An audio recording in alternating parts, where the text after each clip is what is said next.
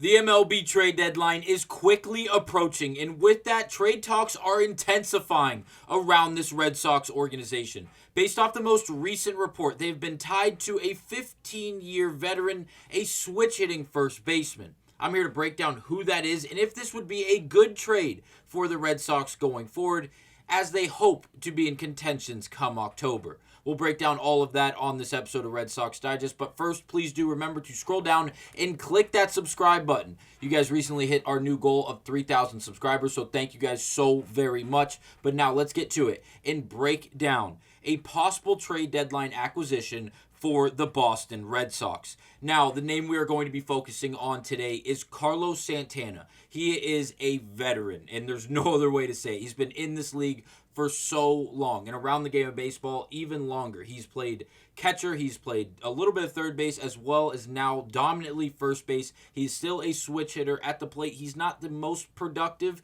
but he had been a good complementary piece to this Guardians team. But now it seems like the Guardians are in full sell mode, and a lot of teams look to benefit from them moving some of these good complementary pieces that could fit in elsewhere. Now, to focus on the quote and really where this entire idea came from, it was Bob Nightingale. And I'm going to tag this article from Clutch Points that cites this quote exactly, but I couldn't find Nightingale's exact tweet or article that he published himself with the quote. So this is what we're going off of. Quote, "The Cleveland Guardians are expected to unload first baseman Carlos Santana by the end of the month, who could be a nice fit for the Boston Red Sox, while also potentially moving outfielder Lane Thomas," Nightingale had added. Now, Lane Thomas, I severely doubt that the Red Sox are going to be in any form of conversations about Lane Thomas because he is a speedster in the outfield, not necessarily someone the Red Sox would relatively need right now, obviously, but Carlos Santana, adding depth at first base is always a conversation the Red Sox have been involved in since Tristan Casas has gone down with injury. Now, since he has departed, we obviously went through the Devers drama and whether or not he was going to play first base. But really, in its entirety, it's been Abraham Toro as well as Romy Gonzalez splitting reps at first base, depending on the situational matchup that the Red Sox find themselves in that game. Now, Santana, if he were to come into this game, you do have the luxury of him being able to hit from both sides of the plate and not having to go lefty-lefty in any of those situations. But would he be a better option than just having the two guys you have now in a platoon spot? I don't believe so. I am firmly a believer that the Red Sox should be buyers this deadline. Without a doubt, they're only 5.5 or 6 games back from the first place Toronto Blue Jays. They have a chance to go on a run into the All-Star break and coming out of the All-Star break to really put the pieces together and make a run for one of the top spots, not only in the AL East, but the AL overall. I don't think that's crazy to say. Alex Bregman will be returning. Tanner Houck could be returning in a new form compared to what we saw in the early stages of this year.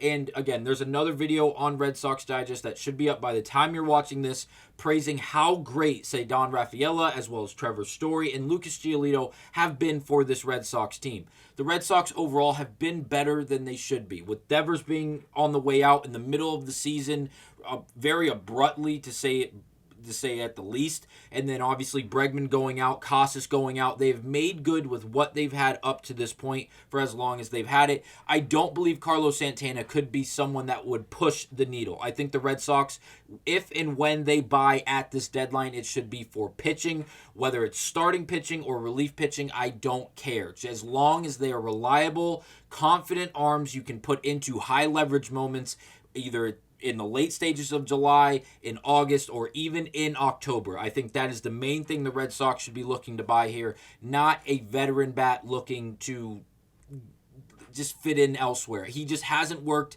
in Cleveland up to this point. And if you look at his Baseball Savant page, it's not great. The fielding is pretty good. The range, you don't have to really pay attention to because he is playing first base. The overall range, the arm strength is kind of irrelevant because he's at first base. Doesn't have to cover a lot of ground in the sense of his throwing arm, but when it comes to his range, he is an excellent defender when it comes to range at first base. The overall offensive production, not very good. He doesn't strike out a whole lot, and he does walk a decent amount. Outside of that, there's not a whole lot to go off of here. And if you look at the numbers up to this point, he's batting .235 for the season. Now, the two options I mentioned earlier that the Red Sox already have in-house that have been playing up to this point in the year consistently, especially Abraham Toro. Now, he has not qualified on Baseball Savant up to this point, but there are a few things he's been doing excellently up to this point in the year. Also, top left corner, it's the gold highlight is his current numbers from this year. He's batting .294. He's just a tick under 300 with just under a 800 OPS.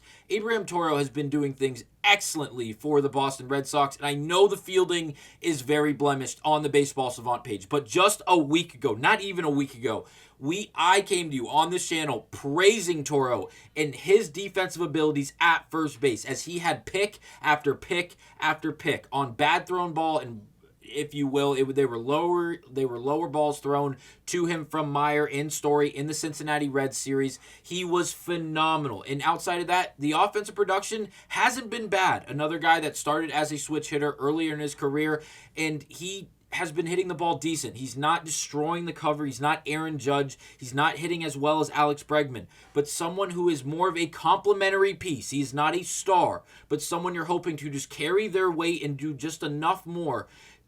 He's been good. He really has. He's not striking out a whole lot. The expected batting average is up there because he's making good contact on pitches thrown in the strike zone. Well, not just, he is chasing a bit, but he's not throwing away at bats by giving away good hitters counts by just chasing balls thrown out of the strike zone.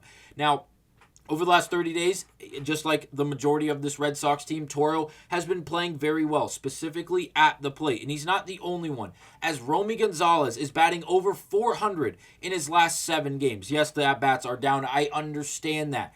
But look at his Baseball Savant page for the entirety of the season. And no, he has not qualified because he's not an everyday guy, and he has not reached the number of at-bats we're looking for to qualify for, obviously, the Baseball Savant page. 125 ABs. And in those 125 ABs, he's batting .323 with an 888 OPS. The font's small, so if that's incorrect by a few digits, I apologize. The point is, Romy is playing out of his mind when he gets these opportunities. And a lot of the time, yes, he is just a left-handed killer. That's all he's trying to do. He's being platooned in when there's a lefty on the mound, and usually he's playing pretty damn good. But this is not what was expected. Not only is he pulling the baseball, but he's able to hit it to the opposite field. And if you look at this, no, he has not qualified yet, but way above league average in expected WOBA, expected batting average, slugging, average exit velocity. The chase percentages are down. The hard hit rates are way up. Barrel percentages are way up. He is destroying the baseball when he gets the opportunity to play. I love the idea of Romy being a part of this team and not being moved for someone like Carlos Santana. He's obviously younger than Santana, and with the pairing of him and Toro, I love the idea that the Red Sox hold on to these two guys unless there is an arm available in the market that is just undeniable. Now, Santana, again, going back to the idea of Carlos Santana being a part of this Red Sox organization, if the Red Sox were to make this trade, it would be a 1-year rental. So they'd have the remainder of the tenure of this season from when they acquire him via trade before the MLB trade deadline, which is July 21st. They'd have him until the end of the year. Whenever their season ends, his season ends as well, and he would become an unrestricted free agent unless they wanted to go out there and offer him a contract extension, which seems very unlikely because he is 39 years of age. Going into his age 40 season, he's been in the game for 15 years now. He's a complimentary piece on a good team that could possibly elevate his play, but I don't think the Boston Red Sox are that team, and mainly because of the pieces they already have there available that have been playing up to par, if not just past that level, up to this point in the year. Let me know down below what your overall thoughts and opinions are. Would you rather take this rental in Carlos Santana, or would you like to leave it to the platoon option of Abraham Toro and Romy Gonzalez? I'll see you guys on the next episode of Red Sox Digest. Thank you guys for watching.